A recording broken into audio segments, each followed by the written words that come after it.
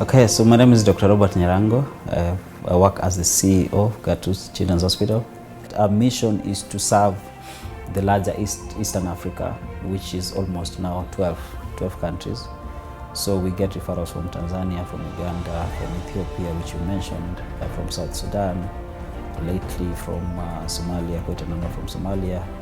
We actually get referrals from DRC. Surprisingly, we also get referrals from the UK. People, because of sometimes long waiting times for subspecialty care, so we have sometimes actually patients who come from a few Western countries. We also get a number of diaspora patients from the US, Kenyans who've gone abroad, who want some kind of subspecialty care, yes, especially on the surgical side. There's no single country that will have enough healthcare workers. The deficit will be persistent and it will be there for a long time.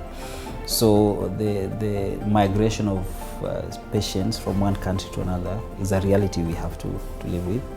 And when it comes to subspecialist care, the countries that develop their capacity to provide that care then will form the capacity to attract patients from neighboring countries. And I think in Kenya we are at that stage where you have a number of private hospitals and some public hospitals that have real good care that our neighboring countries can tap into.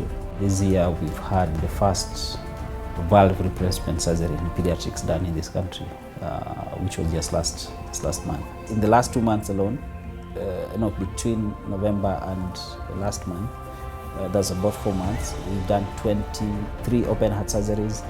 All of them have gone home alive, 100% success rate.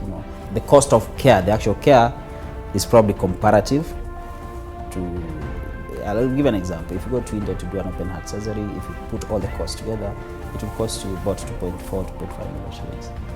If you do an open heart surgery here in Gertrude, it will cost you less than 1.5 million. The other milestone for us is that we are a training center, not just a referral hospital. So we have we established what we call the Gertrude Institute of Child Health and Research. So we provide training for specialized training in nursing care, so pediatric nurses, pediatric intensive care nurses, and also now the fellowship program. So also establishing a training program for us is very key, especially given the fact that most East Africans in medical care go to South Africa for training. We've also trained almost 70 pediatric fellows who are first qualified pediatricians, but now doing a fellowship in pediatric endocrinology. And this we've trained for the continent, not just in Kenya. And we did this in collaboration with the World Diabetes Foundation, the Aga Khan University Hospital, and the University of Nairobi. But we were the secretariat for the training program. But in terms of enablers, number one, I think, is that we need to communicate more to those countries, because a good number of those countries actually don't know that these good facilities exist.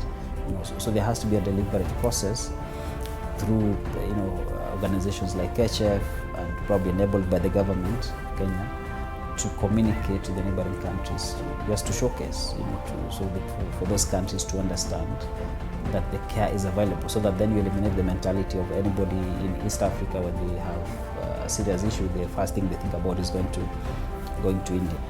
But I think the milestone we are most proud of is the fact that in the year 2018, we got the highest accreditation for hospitals in the world, which is called the Joint Commission International Accreditation. So this is a US-based accreditation for hospitals, extremely rigorous. You don't set the standard is set internationally, so you have to meet that standard.